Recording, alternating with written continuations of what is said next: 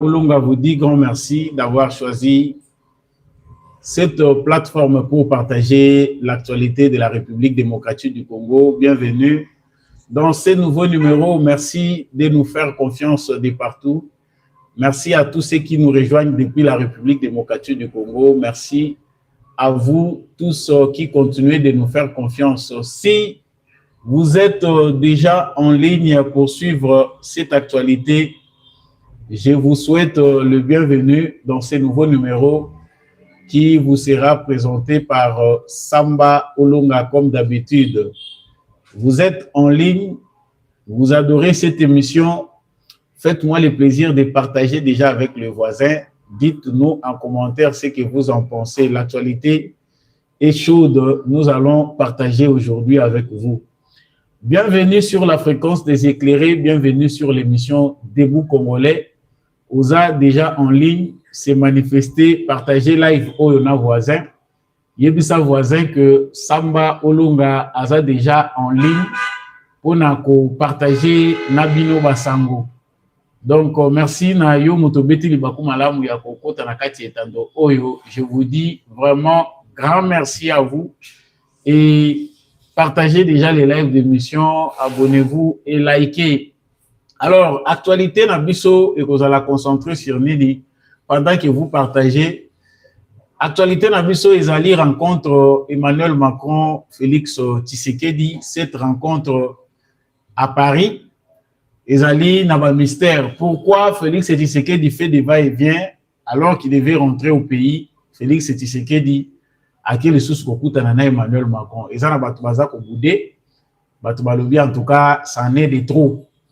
Les appels à Batou Oyo, Bazar retrouvé que c'est très important que Tshisekedi Akutanane Emmanuel Macron. Nous serons là au rendez-vous avec les analyses et les informations sur ces sujets. Invitation officielle du président de la République démocratique du Congo, Félix Tshisekedi, par la Maison Blanche, ce 4 février 2026. Félix Tshisekedi à Rosala, na États-Unis d'Amérique et Païwapi. Ils ont prévu les sous Masolo. Masolo vous allez belé à Kosolo la comme ma ministre naye Yamin tozo kolobelango na kati émission oyo na émission oyo na kolobela likambo etali Masolo et Saling Maki na congrès américain bombe moko euti kobeta ambassadrice ya Rwanda na États-Unis a craqué à reconnaître officiellement que Rwanda na M23 baza na coordination sécuritaire. Eza na ba raison o ezo sala ke bango ba collaboraka na coordination sécuritaire na M23. Eza makambo euti na rencontre esalemaki lobby ambassadeur pe abiso ekolo Congo azalaki kuna. S'il vous plaît, vous êtes en ligne, Kotisa voisin Nuki, Samba Olunga aza déjà en ligne. Toza kolobela makambo wana boyoka ndenge nini Kagame ye moko ami beti masasi na makolo. Mwana tambole kozala lisusu te. Et la deuxième information. Dans cette actualité, je vais parler ici aussi dans quatre émissions Oyo Torolobela, Likambo, Oyo, il y a Belgique, Bazali côté le Mela, Monsieur Eric Prince, Moutuya Black, Water. Pour la Belgique, Ezali Malamonté pour envisager la solution militaire. Et Sengeli Kochap de côté la solution militaire pour envisager la solution diplomatique et qui passe par le dialogue. Waneza makambo bango ba yebisi Eric Walter to koye bango Eric Prince pardon to koye bango na cadre émission oyo to yeba kevé la Belgique. Finalement banoko ba belge baza kolinga nini na biso na kolobela ngo na cadre ya émission na biso ya mokolo lelo. Donc merci à tous ceux qui rejoignent déjà l'actualité sur Debout Congolais. Si vous êtes en ligne, prière de faire le maximum de partage pour que les voisins rejoignent déjà cette plateforme. Osant en ligne, partagez, likez et surtout, n'oubliez pas de vous abonner si vous ne l'avez pas encore fait. Je récapitule rapidement pour nakoloba que les réseaux que tanga bwende ni bande. Molimo ya bande kona biso ya Mupanzi à Rwanda ezokotela ngai mingi bosambela pona nga balé kokoma bare na oya kozanga moyen kotambola. Ça c'est pour blaguer. Donc j'ai dit que tokolobela makambo ya Emmanuel Macron na rencontre na président Félix Tshisekedi au Salami, invitation officielle ya président Tshisekedi na États-Unis. Tokolobela makambo eleki na États-Unis entre Rwanda na RDC. Bango moko ba craquer balembi na bango. Balobi enfin M23 ezalaka bord na bango. Bisote bango moko lokuta ezalaka na date d'expiration. Émission oyo makambo ezali. Na lobi tokolobela makambo Eric Prince. Ndenge nini ba Belge baza ko intoxiquer ye po abandonner makambo ya Congo. Donc ba Belge bango balobi les solutions adaptées pour la République démocratique du Congo, c'est les solutions pacifiques et diplomatiques.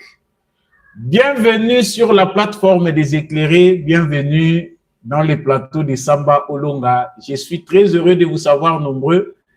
Prière de vous manifester, nous dire depuis wapi bozali kolanda émission oyo na République démocratique du Congo, depuis wapi bozali kolandango à travers le monde, bopé sa force n'étando oyo parce que c'est étando na bino, étando ya boanya pe vérité, bo solo il est rappelé na kati émission oyo. Voilà.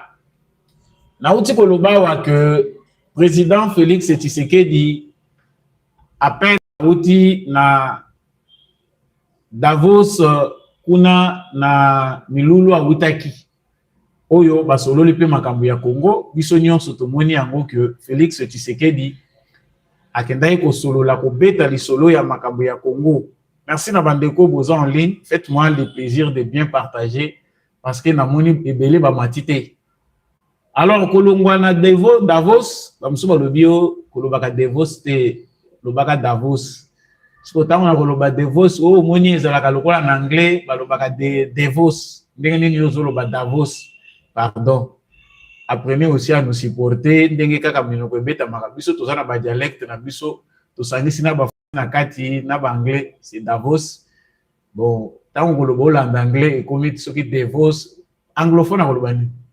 Supportez-nous. L'essentiel est que merci beaucoup Davos. OK, c'est bien noté. Alors, Tshisekedi Félix, président de la République, a sali escale na Belgique. Belgique alingaya na Congo, toyo kakara lobi wana o Félix Tshisekedi a kozala na déjeuner ya masolo d'État na Emmanuel Macron. Da place nazalaki posana sopamayo nazali komela na lobi me tato ya zolo kela biso nini olembi nanu Macron te président Félix Tshisekedi. Olembi nanu te Macron, Macron yoko tika yete biso tozaka na mwa diplomatie biso moninga ta na zoloba nazalaka na ngana mwa apaisement parce que toza ba diplomate de nature mais bato langue de bois déjà basi batombokaki yango président et pas Macron azokenda koluka nini baliesi nini président boya ka makambo te. Bon, les diplomates c'est Tshisekedi, le président de la République c'est Tshisekedi. Tout ça la bonne. Tshisekedi et pas il y a Macron. Les rendez-vous d'État, les raisons d'État n'ont pas de sentiments. Les raisons d'État n'ont pas d'état d'âme. Les raisons d'État n'ont pas d'émotion. C'est Tshisekedi l'homme d'État, c'est Tshisekedi le président de la République. Il n'a pas cet temps-là d'être dans les émotions et les sentiments que nous avons. Il peut les avoir, mais en tant qu'homme d'État, en tant que chef de l'État, ezali dignité na Tshisekedi ko se comporter topé ko mema makambo ndenge biso tozokanisela ndenge to biso tolingeli yango asali lisusu escale pas Macron biso aussi toyeba ke kindoki ya Macron ezali sous le soleil à kobeta te. Macron est ensorcelé par ceux qui l'ont amené au pouvoir. Excusez-moi. Macron est très ensorcelé. Kindoki azanango balesier à côté que France n'a pas problème belé parce que la France va connaître aussi un problème sérieux. Le leadership qui convient actuellement à la France, c'est un leadership qui s'adapte à la situation. Mais folie de grandeur au bazanango, bas sentiment na culture héritée na batata na bango ba coloniser biso ezo sala que orgueil et empêcher bango ba s'adapter. Ils veulent toujours se voir supérieurs alors que les temps sont mauvais. Baza penda ko kanisa ki pona bango ça doit continuer leur système qu'ils ont transformé de la colonisation au néocolonialisme. Ndenge bazwa biso en eto ba ko continuer ko diembela kaka na sima ya Trump na États-Unis pour que ba malmener ba africain. Trump, je pense que vous l'avez suivi, na Davos, Azala qui est très clair vis-à-vis des Européens. Nous vivons dans un monde d'intérêt, cadeau et zati. Namo na binoti. Je ne vous vois plus, l'Europe ne vit plus. À la question bango que vous avez représenté le sous-côté. Mais Macron, le gars orgueil français, ils ont caractérisé. Il faut que bar très ou à la que bisopé tozali. Trump aya la kisabiso nini ba européen boya to sangana bozo sangana bozana nini. J'entre maintenant dans ce qui nous concerne nous. Tshisekedi après ça qui Macron exercice après plusieurs mésententes ba point ebelé ya koyoka na te. Tshisekedi quand il a accédé au pouvoir aboya di mututé. Il était ouvert avec tout le monde. Tous les pays du monde a ici bango clairement que Mutu nyonso oyo azana besoin ya ko collaborer na biso à respecter biso gagnant ozui biso peut ozui ou reconnaître pe ba droit na biso.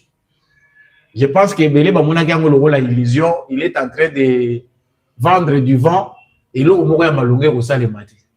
Les Macron et autres ont continué à manipuler les choses pensant que Tshisekedi aza mwana moké logo la ya aza président ya France. Tshisekedi aza président RDC, c'est qu'il y a l'église Tshisekedi na mayel. Mais fermeté à Tshisekedi avec le temps, il a établi ici par Macron que si vous avez une perte à vitesse, vous perdez tout. Tout si tout ça là qui est émission, mais qu'on est les gars qui koyoka que Europe a commis au diembela. La situation du Congo sur la table des États-Unis pour Donald Trump, pas pour tous les Américains, mais pour l'administration Trump, c'est facile de régler ces problèmes et passer à autre chose. Mais pour les Européens qui n'ont rien fait de bon depuis ma bande en Afrique, il faut continuer pour que Potopoto est à la peau, Potopoto. Ce qui est bien. Tant qu'ils ont bien, il faut que ça s'aggrave, que les gens meurent, qu'il y ait des bandades ou un des Européens. Tshisekedi a défini pour lui sa politique, ou à gérer dans le Congo, politique, il y a ouverture. Ata to peki si Tshisekedi ke kokende te place wana soki ba kolobela Congo Tshisekedi ya kokende. Ata ba mutu wana za ennemi ya Congo. Tshisekedi lui na philosophie na ya comprendre que Congo torata na ba rendez-vous ebele tozalaka te bisika ebele bazaye kolobela biso pe ko décider sur sort na biso. Lelo oyo to lever option que endroit nyonso même etondi si on parle du Congo, nous devons être là. Ceux qui non, alors pour ceux qui pensent que Tshisekedi il est voyageur, Aza partout, Aza à l'aise, non, vous n'avez pas compris sa philosophie, la manière il y a et j'ai même paraphé ça dans le moment où on a le bague. Au moment où sa papa, il y a Félix Tshisekedi, paix à son âme, Tshisekedi que c'était quelqu'un des rendez-vous manqués. Il boycottait tous les rendez-vous. L'homme qui disait non. Pourquoi? Parce que lui, quand il sait que vous n'êtes pas avec lui, inutile de se déplacer, il ne viendra pas. Nakambwana est créé là qui est un problème au soir de sa vie. Boyebi mindele ba bossa nakamakambute ba komaki kotange la ye. Balobi voilà, nous avons invité à l'Élysée dans Netel au boycottage invitation à biso yakate. So lelo bino bozote ya mwana bozoye bisaye ki ake takate. Est-ce que vous maîtrisez bien l'histoire? Le Congo a besoin de ça. Et ça vraiment problème était une fois qu'il est. Et Emmanuel Macron et Sikazali, il représente l'Europe en perte de vitesse. Basi bayebi que Congo a saisi par des lions a tindiki en côté aux États-Unis. Tout est entre les mains des Américains. Les Américains traitent ceux qui sont américains vont arriver à résoudre le problème au Bango Moko et la kisi qui na Congo. Tous les sous na ici ka kocha ata musapete. D'où il faut te compliquer situation. Bakolo solution militaire na makamuna koloba ya Belgique de Bangouane. S'il vous plaît, si vous êtes en ligne, faites-moi le plaisir de partager les lives de cette émission.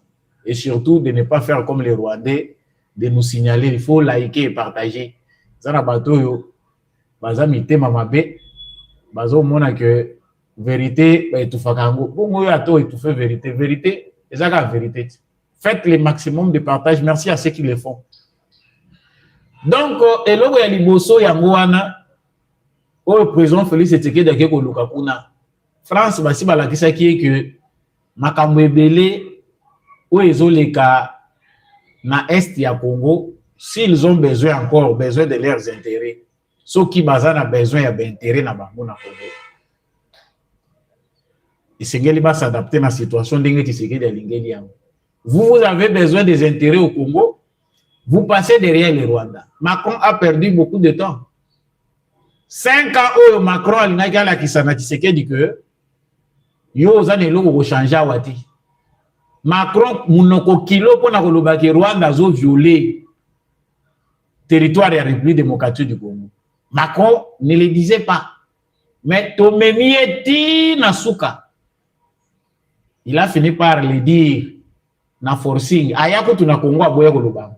Même ceux qui na monoko bazo loba ndenge bazo koloba wa. Mais bazo ko kosala langote maloba na bango DGC kangi bango kleboa. Vous parlez du droit international, vous parlez de la souveraineté de la République démocratique du Congo, dites au Rwanda de libérer, de quitter le territoire congolais. Et ça, c'est non négociable. Et c'est important. Donc, on a dit au place Kagame Azali Mouté Mezo Simbate. Il sait que dans les circonstances nous avons manqué de représentants valables. Aussi longtemps que Tshisekedi est là et que le Congo est riche et grand, le Rwanda n'a pas à faire taille na Congo ce qui bokei na compétition. Discours ya Kagame comme kaka discours moko ya mafieux au bazako ya na sima ya intérêt ya Mickey ya Makila. Mais là où on parle des États, Kagame n'aura rien à dire par rapport au comportement belliqueux à l'est de la République démocratique du Congo. Donc, monsieur le président Félix Tshisekedi, kuna eza osolola na bato yo pe bapesa kamindu ki se na M23. Nyonso temps oyo Macron azaye kosala hypocrisie awa, ba entreprise na bango na ba homme d'affaires na bango oyo bazaye kosala ndenge ba Canadien na ba musu bazaye kosala, baza ko livrer minduki na ba M23. C'est leur politique. Alors Tshisekedi azana est simple, olingi te, soki bolingi bo se retirer na sima na bango. Yango bomoni ba pesa ki exercice ayebisi bango que bientôt aéroport ya Goma il faut efongwama. Tshisekedi ayawa lobi yango. Ez exercice ba pesa ki na Macron. Tout le monde a makasi na ye parce que ozo luka ba intérêt yo zo luka ba fongola melayo. Soko lingi ba fongola melayo. Benda bana na yo lungola bango na bilanga ba. Yango yo ka ki abimia lobi non toza ko senga réouverture il y a l'aéroport, il y a Goma pour la raison humanitaire. Exercice Madeleine Tshisekedi. À côté à pété beaucoup de temps et belé l'équipe. Parce que c'est exercice au bapesa qui a Kokisango va libérer l'aéroport et à Goma avant. C'est que si cet exercice-là maintenant aujourd'hui s'applique avec les Américains, vous voulez qu'on vous donne quoi? Tshisekedi est bien courtois parce que Tshisekedi a continué à na makambwana. Si c'était nous, les autres, katakata. Je ne sais pas, na yebite, ce que zalaki biso yo katakata na yebite, ce qui yo ozo à ta fenêtre à vos côtés. Mais nous savons que la vengeance, c'est un plat qui se mange froid. Vengeance, ça la ramona mutema moto te. Soit pendant temps, zala calme, zala posé, ne ko se venger malam. Nous allons nous venger. Nous allons apprendre à nos enfants à nous venger contre les Européens. Bientôt, Bakoya, et pas Nabiso. Ils viendront. Nous tous nous avons dit que l'Europe est en déclin. Ils viendront chez nous, mais pas comme ils sont venus lors de la colonisation, de la traite négrière. Mais cette fois-ci, ils viendront aussi pour l'accomplissement de la prophétie et la gloire d'Abisso. Pendant que Macron lui cherche par où entrer, azako luka nabete la wapi pona kota yango Tshisekedi wa kolemba te kota la miso Macron atala ka Tshisekedi ngala se planga nango to tali Macron azomona ke Tshisekedi asukisi bango parce que Tshisekedi c'est quelqu'un qui ne dit pas non brutalement mais c'est quelqu'un qui vous laisse découvrir son nom moni penda type ya Tshisekedi aza penda kasayen pureté le gola ya ba Mukendi Trump. Tshisekedi c'est quelqu'un qui a fréquenté beaucoup de cultures. Gumuni Bato Bazana Kinshasa, Bayebi différence entre Kasaye Moulouba, né à Kinshasa, et Kasaye Moulouba, né à Mbujimaï ou à Kananga ou ailleurs. C'est différent. Pour un bateau, Bayebi ba culture, Nabiso, vivre à Kinshasa ou ailleurs, ce qu'on tali, on voyait la différence. Un Kasaye né à Kinshasa et un Kasaye né là-bas à l'intérieur du pays. Bazala na logique de mon côté. Soit Tshisekedi aza modéré, beaucoup tani na Kasaye moko ya malamu, Moulouba moko ya bien. Il est modéré, lui, les sentiments. Moko sozo mona longi batuti, c'est parce que quelque part, quelque part, il les a eu. Il les a eu. Bango bakanisa ke yende zoba. Lui n'est pas trop impulsif. C'est quelqu'un qui a toujours été adopté un ton conciliant. C'est quelqu'un qui aime la paix. Mais quand il s'engage pour la guerre, on ne sait pas qu'il est déjà en guerre. Ce qui dit qu'il a s'engagé qui a bandi bitumba. Beaucoup y batté qui a zana bitumba. Bakulia yo suturaka boye match sidi. Yango moni ba chukio yo bakomi ko zwasiko. Ba chukio ina mindere bazozwa. La guerre n'est pas seulement la guerre nucléaire, la guerre ya force ndenge États-Unis na ba mususu baza ko démontrer force na bango na mindoki. C'est ça, bongo. L'esprit humain est fort que les sabres, c'est ce que Tshisekedi est en train de démontrer. Là, ils sont en train de préparer un ouvrage. Toko koma pona Tshisekedi, bino bozela kabota na ba livre ya auteur français na ba auteur américain parce que bangonde mutu ba inspira kabino mingi tanga makomi ya ba congolais. L'histoire promis par Lumumba ou écrite par nous-mêmes. Yango ezana kata kokomama yo zo rêver. Olobi non parce que c'est Tshisekedi, moi je ne l'aime pas, j'aime pas sa tribu, j'aime pas sa tête, c'est quelqu'un qui empêche mes intérêts, moyen à reconnaître yé na grandeur na yé ezate. Osamwe, o eza moment ya beloge ndekona biso sa tibu. Invitation officielle ya président ya RDC Félix Tshisekedi na Maison Blanche le 4 février. COP ya Trioka et Koufi. Macron a mesanaki soki ba africain balingi ba kende États-Unis. Au moins tout Macron a précédé bango.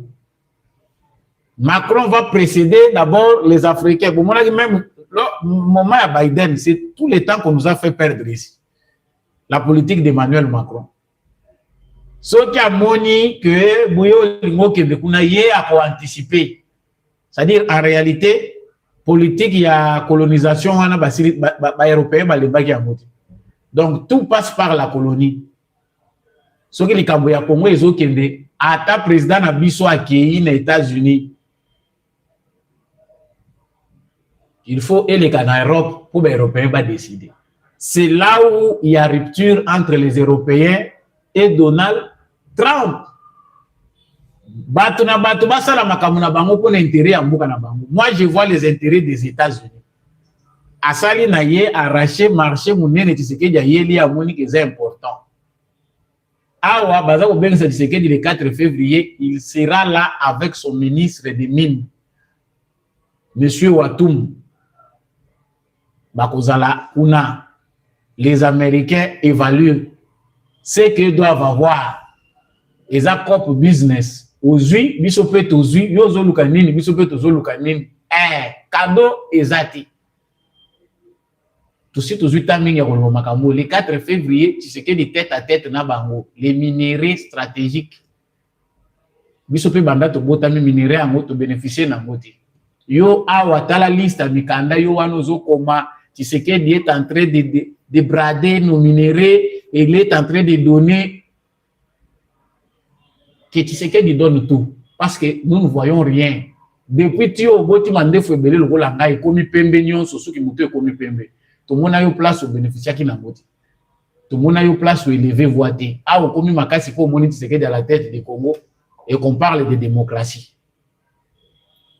Donc, cette invitation qui est envoyée à Tshisekedi, c'est une confirmation officielle de ce qui est déjà en cours. Ils ont déjà évalué. Bamoni o ezali part importante. Bamoni que toujours que de kobunda babitumba mususu na bisika esengeli kobunda te. Vous voyez que ce qui m'a fait pitié, ezaki mboka na biso ezana nous inexploité.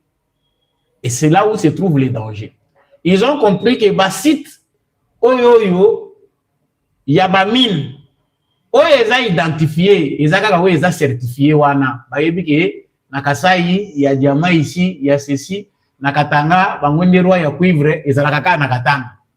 Mais on découvre que ezana ba site ebelé na Congo, eza non certifié parce que pour bayeba que province telle les autres produire nini, il faut ba rechercher salema, batinda batu, basala batala tiba analyser après ba moni que minerai wana oui ezako bima wande ba implanter ba nini na bango et comme certifié que minerai tel les alakapuna.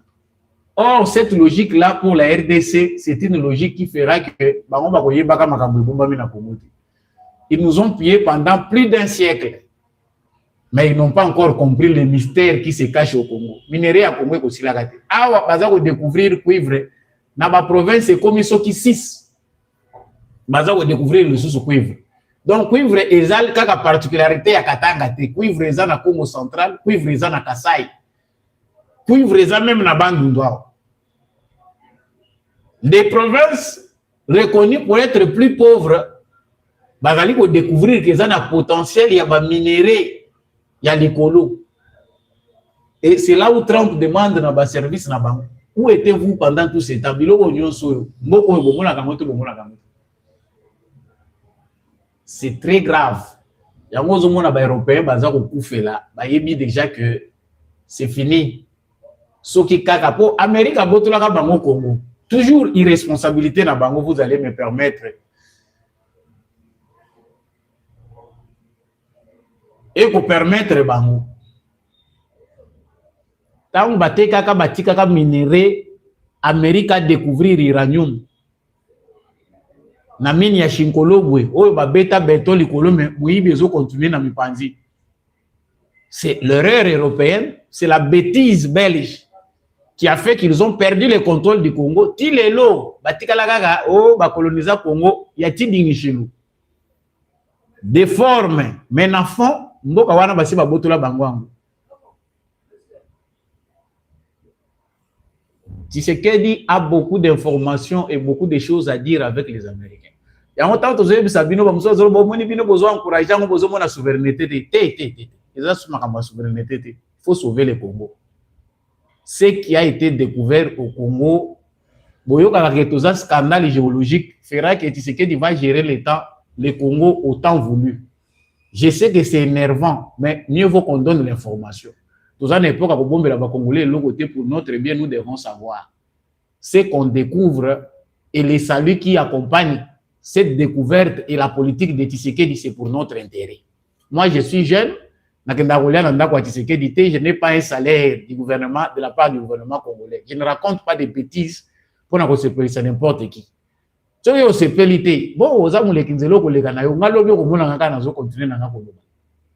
Mais nous parlons des choses au lobby, nous entrons aussi dans l'histoire. L'avenir du Congo se dessine maintenant. Tshisekedi a côté ici Congo na cour des grands. Tokozwa makambo. Boyoki même bakazolo makambo conseil de paix. Mais bokoyoka ketango bazolo makambo conseil de paix. Tshisekedi a se précipité tendenge ba marocain ba welele ba kotana. Déjà na makambo conseil de paix à 30. Mais bokomona que Tshisekedi sera dedans. Quand on a un noir qui fait la fierté, moni mindele ba wele la kamuta ndenge wana komi conseiller na bango. Rolo Tshisekedi a joué un équilibre mondial. Eza ko éviter ba combat. Eza ko éviter ba makambo ebele. Donc yo vandi na yo lobino Félix Tshisekedi ba si ba brade minéré na biso. Biso to sito pesier permission. Nous qui faisons aussi partie du Congo, Tu peux si déjà tu sais que des permissions, si possible, qu'il fasse bon tout ce qui est pour l'intérêt du Congo. Tu peux tout monde que c'est un homme intègre. Malgré l'accusation, faiblesse à Bomoto, en tout cas, la génération, tout le monde qui a un moto intègre. Donc, la conclusion pour l'invitation officielle, c'est que au-delà de l'officiel, d'accord, Makambo et Fobasala, les découvertes ont été au-delà des attentes et des estimations. Pendant que Bisso Abazocha Makelele, oh, chef coutumier, Katumbi, Akekuna, Renir, Batou, nous, chef coutumier, nous, Katangé, et nous ne sommes pas associés, Namakambo Tshisekedi, Bisso Ekei, les recherches ont été faites. Batali, Bangomo, Bamonique, franchement, nous avons été bêtes parce que nous nous sommes focalisés seulement sur ce qui était visible. En réalité, ils n'ont pas découvert ces pays. Baïba quitté que Congo est en train de découvrir en moi. Tout ça en 2026. Certains pensent à Nanga et voir ce qui se passe à l'est du Congo. Mais comptez les jours, vous verrez que Makamutozo Lobo est un précurseur. Tshisekedi ne quittera pas si tôt. La mission, et c'est que les États-Unis ont compris, comme un État. Ils ont les archives. Les combats que nous nous appuyons, ça a été un combat mené par un homme, un savant politique, Etienne Tshisekedi. Il leur avait dit depuis longtemps, vous sécurisez beaucoup. Si vous sécurisez ces pays, vous aurez ce dont vous avez besoin. Mais botika biso mboko yo comme état de droit et comme démocratie. Botika ko la porte mboka oyo batu nyonso bayaka kotiaka maboko. C'est dangereux pour le monde. Lelo, Tshisekedi aza prophète politique to prophète était. Tout ce qu'il leur avait dit, terrorisme, botami, même des pays qui n'étaient pas concernés aujourd'hui sont à l'est du Congo. Vous la parenthèse, vous êtes en ligne, s'il vous plaît, il faut liker. Vous appréciez, vous liker. Vous faites passer votre temps parce qu'au moins vous suivez l'émission. Le Saint-Esprit peut vous toucher d'une manière ou d'une autre. C'est le plus important. Mais pour ceux qui adorent, liker et partager, c'est les Congolais que nous sommes. Donc, pour les Russes, bateau bazan en Russie, bango bazako découvrir pour na bango que le est en train de partir entièrement entre les mains des Américains. C'est ainsi que vous avez suivi récemment, cette phrase-là est passée dans les médias ébélés.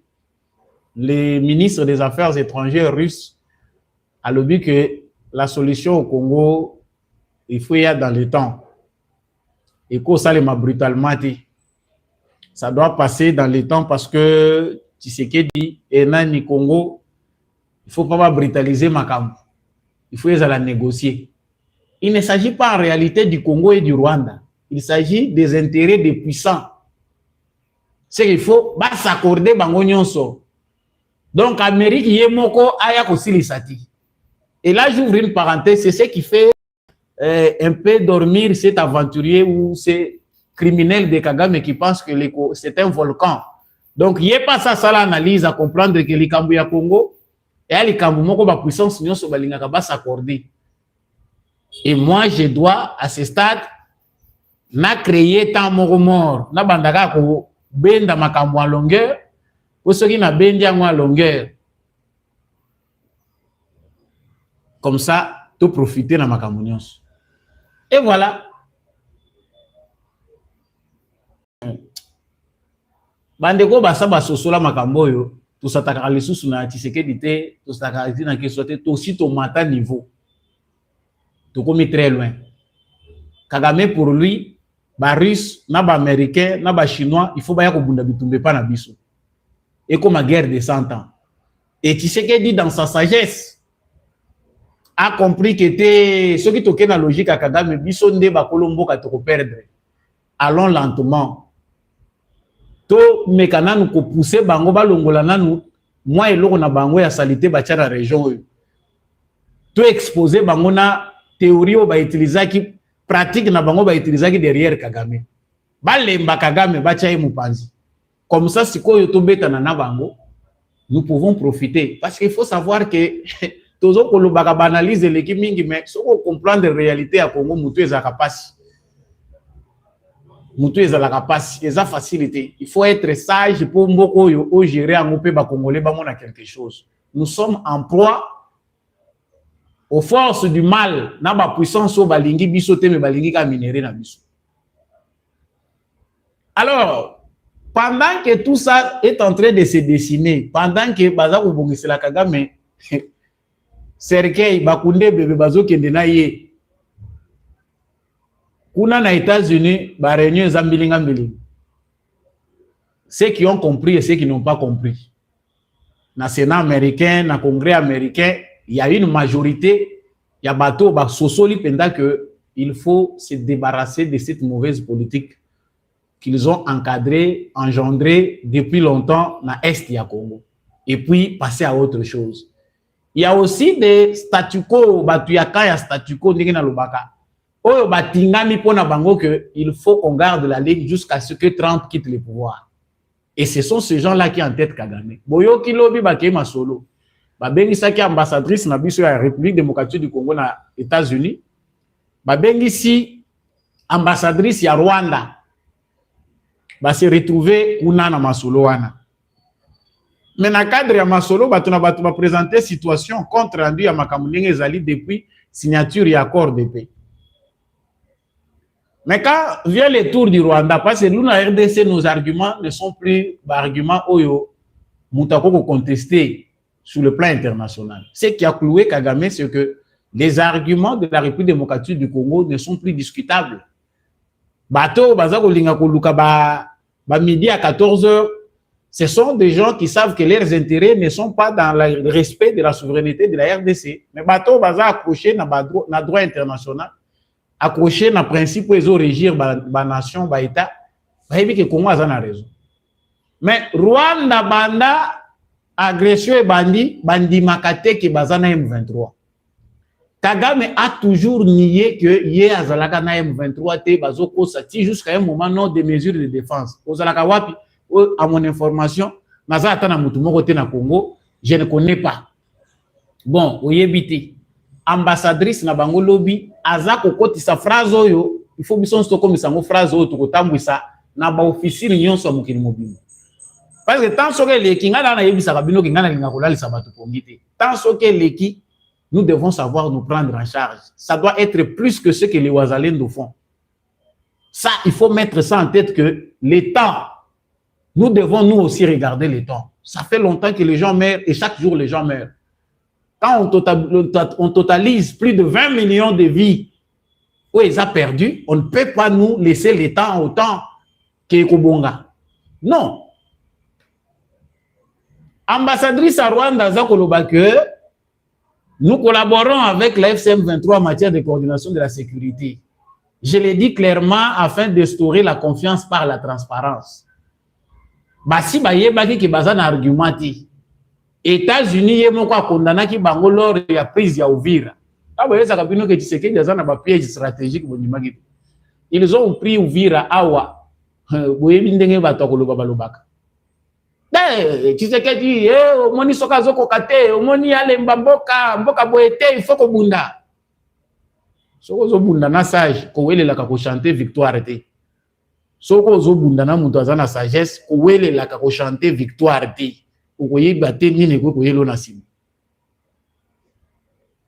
Les Rwandais ni à l'obité biso tozate. Pas au moins na militaire rwandais yango yeni. Mais ce qu'on va reconnaître à l'obité, tozo collaborer na bango na coordination en matière sécuritaire.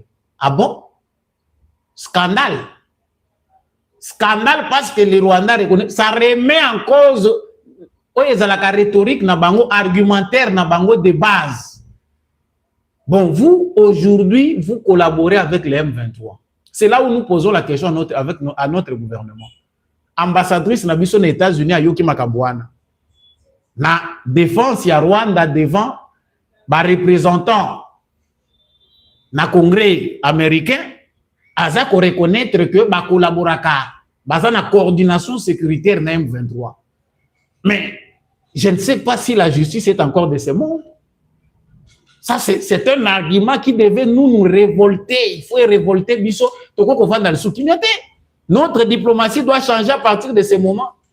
Bisso, Bisso, dans le moment où le Rwanda a collaboré avec M23, il est impliqué.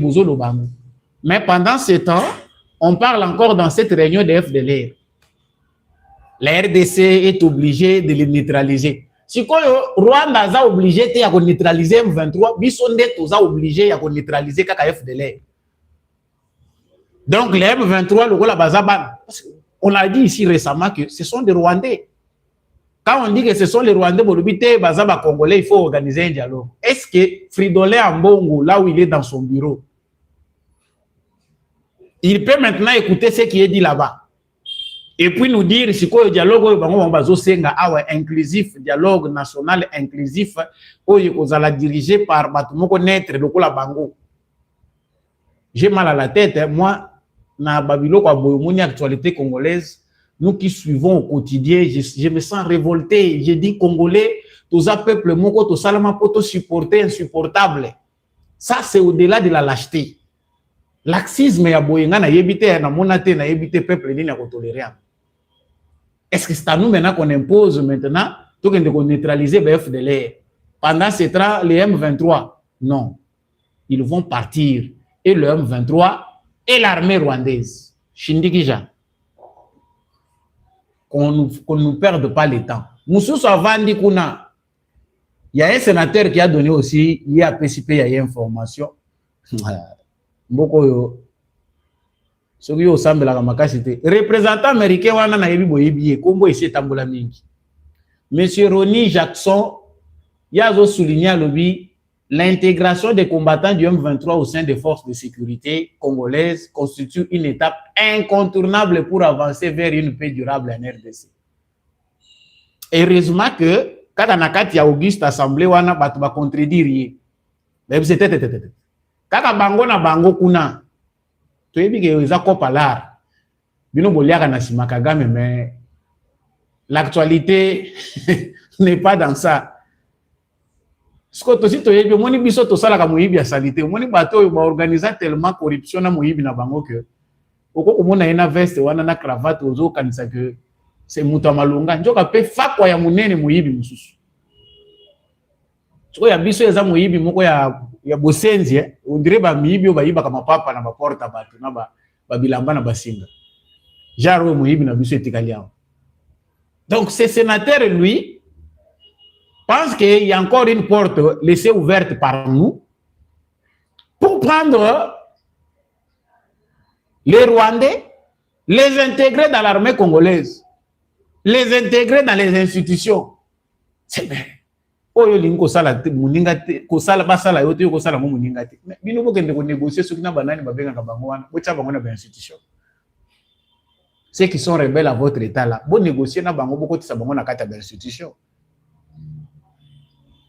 J'ai fini par conclure que ces sénateurs là azamutu na bango, c'est ça la politique des lobbies. Il y a des politiciens qui sont fabriqués par des multinationales. Oyo musala na bango ezako représenter ben intérêt na bango na kati. Umoni mafia politique, c'est ça qui a sali la politique. Et dans presque tous les pays dans le monde, là où les affaires se confondent à la politique ou à la vie d'un État, c'est ce qu'on voit. Donc une fois que la politique est commis, prise en otage par les affairistes, bazako sécuriser ben intérêt na bango derrière ben institution de l'État. C'est ce qu'on peut voir là-bas. Donc, ngana yebi ki azolo bané na mopepe. Awa kaka soki ye moko nzambe qui nous a créé yebi biso alobi que voilà na minito yo Congo bino bozwa lisusu ba Rwandais bocha lisusu na kata ba institution. Mais je pense que même le diable n'est plus d'accord sur ce point-là. Ça ne se fera plus. Et ils ont lisusu te. Ba legisi na bango tango mais ba oyo ba comprendre que Tshisekedi a bon parce qu'il avait déjà laissé, il a pris soin à travers tout ce temps que les autres pensaient perdus de mettre des garde-fous. Ici, nous avons des lois qui interdisent. Une loi a été votée là-bas au Parlement Sumboso. Ils ont interdire intégration, il y a Batouana na kati ya institution ya mboka na biso. Allez, envoyez une lettre bande ko na biso aux États-Unis na ya Canada. Botinde la sénateur wana Mikande Bele, boluka numéro na ye na biso pe totinde la ye. Boluka adresse mail na ye boye bisa biso totinde la bango stop.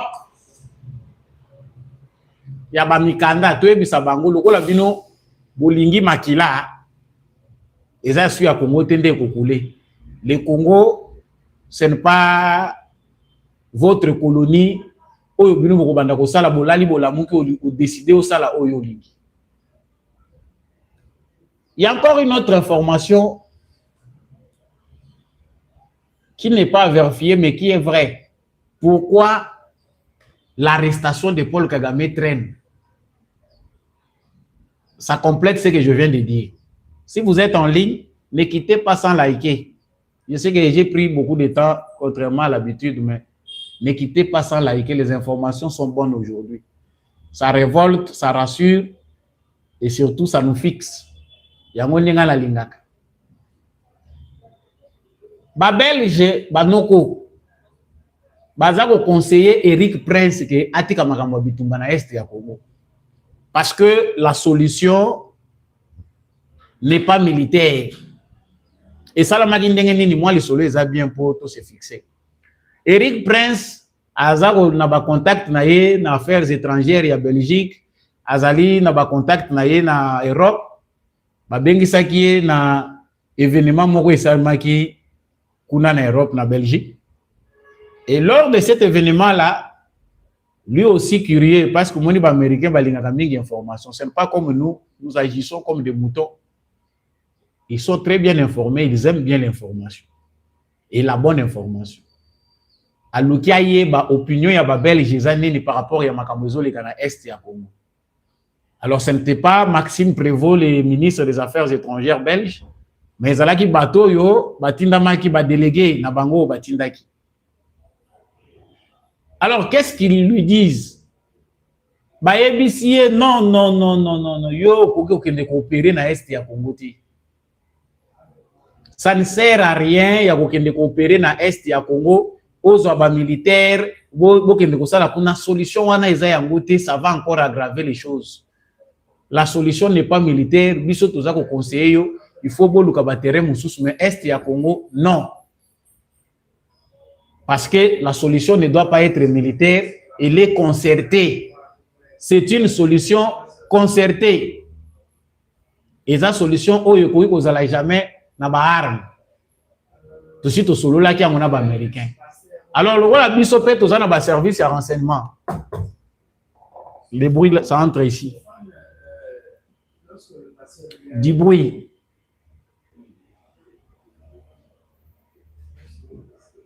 Makambwana nyonso bazako lobanaye et pense que bazali ko décourager ye bazako décourager ba américain.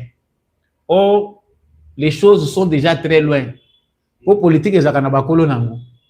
Au stade où les choses sont arrivées, ce n'est plus aux Belges de venir mettre des petits pièges comme on est en train de voir là. Et ça, sous la Belge, bien que les Américains ont plus d'informations que et l'Europe européen, c'est chaos. C'est que les Européens, que soit tu garder statu quo na biso wana, tu garder makambo et sengeli tu garder. Mais pas question que Congo makambo sali mandenge Trump azoluka. Bazoli ya minu yanga na zebi sabandeko yo boza kokota ba veille de prière. Bato yo mabolongo nzuluki pona ko sambela bo matisa lisusu niveau ya prière. To yebi ke to sito longi mais les akanabamaka mususu yatina te elexelaka ba tout temps. Nous devons aussi courir derrière le temps. Ça dure. Quand on comptabilise le nombre de morts et qu'on voit que les Belges, même ceux qui basent ça l'assemblant, on dirait, comme le même langage, ils veulent la paix, mais en réalité, les intérêts égoïstes et politiques font qu'ils soient encore en train de freiner Makambo et Zoli Kana RDC. Eric Prince a Motinda Mia 30. Lui donner des informations, penser que Bino européen, non. Si Kagame ne veut pas écouter, il faut les frapper. Et là, on comprend qu'il ne s'agit pas de Kagame. Comme nous l'avons dit dans les émissions passées, Il s'agit des Européens qui résistent face au changement. Parce qu'ils savent que ceux qui RDC à l'équipe qui est pour Oyo, tous n'a rien, il y a quoi envier pas na bango. Tous ni aide na bango, ni accompagnement na bango. Voilà pourquoi ils ne veulent pas qu'on s'organise. Tout le changement constitutionnel, Europe et côté, Belgique et côté, on noté. Tout le Belalikamboboy, Europe et côté, Belgique et côté. Mais finalement, donc vous pensez que nous ne sommes pas un État, tout qui peut raisonner dans des na biso, tous appelés la décision na biso. Biso il faut continuer kaka kolanda kabino sima. Donc, ba makamu na bine ba solution et où ta en Europe, et où ta en France, et où ta en Belgique. Nous qui avons cru, nous pensons que les Congo qui dirigent Tshisekedi, c'est un Congo fort. Mais biso pe ba Congolais, tout peut sa Tshisekedi énergie nécessaire. Il faut commencer à suivre ces gens partout. J'ai félicité Bandeko na biso Oyo, je pense en Belgique. Balanda qui ba réunion à M23, ba ki ko panza bango na ba réunion wana.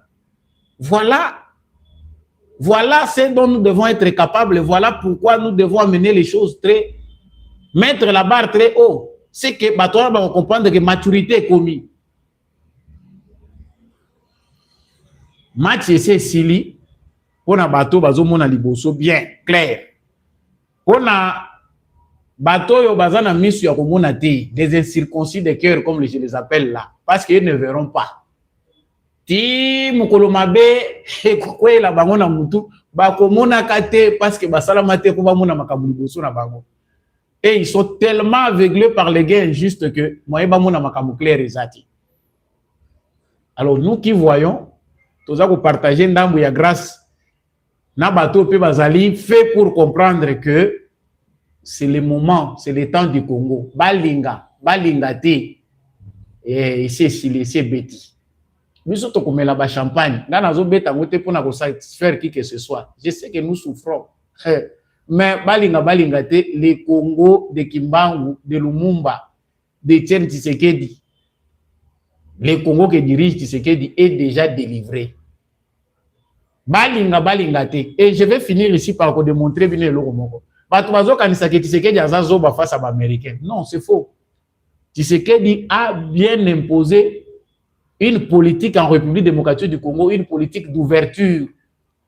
Même les Américains pensent que Bango Bazimbo comme otage. Non, ce n'est pas ce que nous pensons. Et moi, j'admire vraiment la manière d'orienter les choses à Tshisekedi. Parce que si Tshisekedi Azalaki, Mutumoko, prise en otage par les Américains, les Chinois, Bengani, Bango Babimili Banda Congo. Mais Tshisekedi a fait la révisitation. Vous voyez que ça n'a pas tout, puis condamné Tshisekedi pour Yango. On devait chasser les Chinois, ils ont traité les Américains. Non. Nous avons besoin de toutes ces personnes-là. Nous en avons besoin. Il y a beaucoup de compétition. Ils doivent réparer les préjudices qu'ils ont causés à ces pays. Pendant que nous serons en train de nous organiser, et vont se réorganiser pour réparer les préjudices causés aux Congolais. Il faut comprendre qu'en termes de droit et de justice, celui qui cause dommage à autrui ou préjudice à autrui est tenu de les réparer.